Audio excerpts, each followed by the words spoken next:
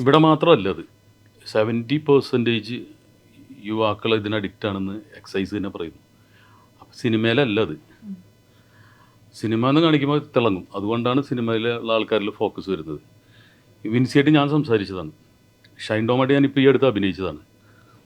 അപ്പോൾ ഷൈൻ അവിടെ ഷൂട്ടിങ്ങിൽ ഒരു ബുദ്ധിമുട്ടും ഉണ്ടാക്കിയിട്ടില്ല, ഒരു പ്രശ്നങ്ങളും ആ ലൊക്കേഷനിൽ ഉണ്ടാക്കിയിട്ടില്ല. ശുക്രൻ എന്ന് പറഞ്ഞ സിനിമയിൽ ഇതിന് ശേഷമാണ് ഈ ഇഷ്യൂ വരുന്നത്. പെട്ടെന്നൊരു ദിവസം അങ്ങോട്ട് പൊട്ടി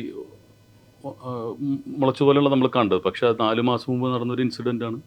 സിനിമേനെ ബാധിക്കാതിരിക്കാൻ വേണ്ടി വിൻസി മിണ്ടാതിരുന്നു. പക്ഷെ കംപ്ലൈൻറ്റ് തന്നത് പുറത്ത് വിട്ടു സംഘടന, നമ്മുടെ സംഘടന വിട്ടിട്ടില്ല.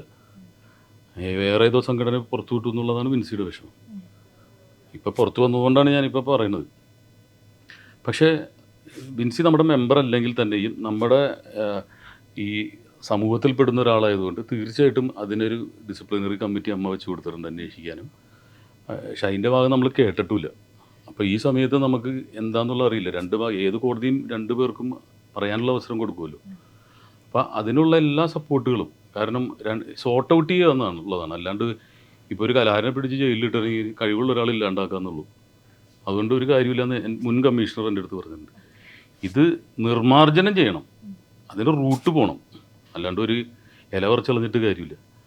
അപ്പോൾ അത് ഇപ്പോൾ ഡി അഡിക്ഷനിലൂടെയോ അല്ലെങ്കിൽ അവയർനെസ്സിലൂടെയോ ഒക്കെ മാറ്റാൻ ശ്രമിക്കുക.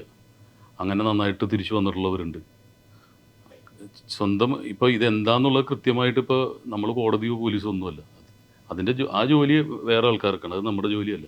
അവർ പറയട്ടെ, അതിനുശേഷം തീരുമാനം എടുക്കാമെന്ന്.